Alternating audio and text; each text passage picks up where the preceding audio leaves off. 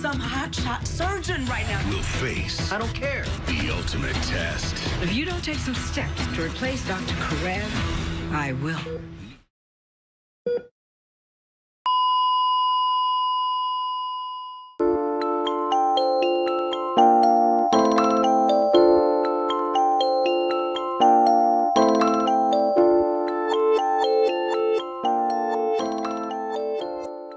Hi everyone, and welcome back to another episode of Grey's Anatomy Diagnosis. My name is Shannon, and this week I will be diagnosing Season 13, Episode 6 of my all-time favorite show, Grey's Anatomy. Now, we have a lot to talk about, so let's get started.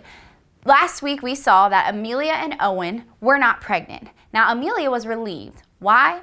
This episode, we find that she confides in Alex about her deep, dark secret of her previous pregnancy. She was pregnant with her fiancé who died of an overdose, and unfortunately her baby was born with no brain, causing it to live for only 43 minutes. Now, she confided in Alex. With this information, he really took it to heart and feels now that he has a moral obligation to make sure that Meredith keeps her people. If he gets convicted of a felony and gets sent away to jail, she's going to be all by herself. So he takes it upon himself to really consider the fact that she might be by herself, and now decides to really try to bring Amelia, Meredith, and her sister Maggie all together in case he goes to jail. Now, what's going on with Alex right now? We are reintroduced to a character named Catherine Avery. Now, we as Grey's Anatomy fans know exactly who she is, but this lovely lady over here owns the hospital, is head of her Avery Foundation, that's like billions and billions of dollars, and she is Jackson's mother.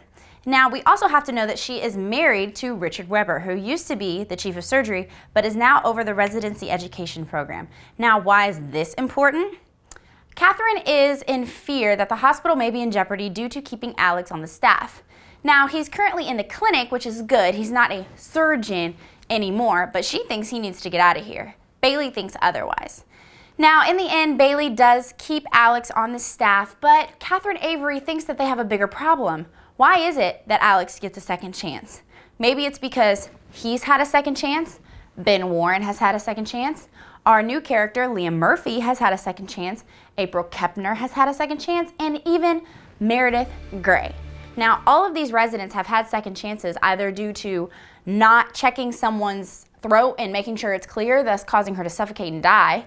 Ben Warren, as we remember, gave a woman a C-section in the middle of a hallway. Meredith Grey actually ruined a clinical trial, causing Grey Sloan Memorial to be blacklisted by the FDA. Let's see, Leah Murphy wasn't thriving here, thus Richard Weber asked her to leave, and now she thrives somewhere else and came back. So all these second chances are happening, and Catherine can't figure out why. And she narrows down the source to being her husband, Richard Weber.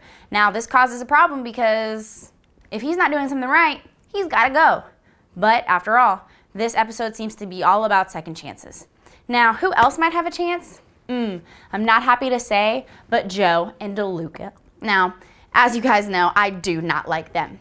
They are absolutely thriving in this episode, and I can't figure out why. DeLuca likes Joe.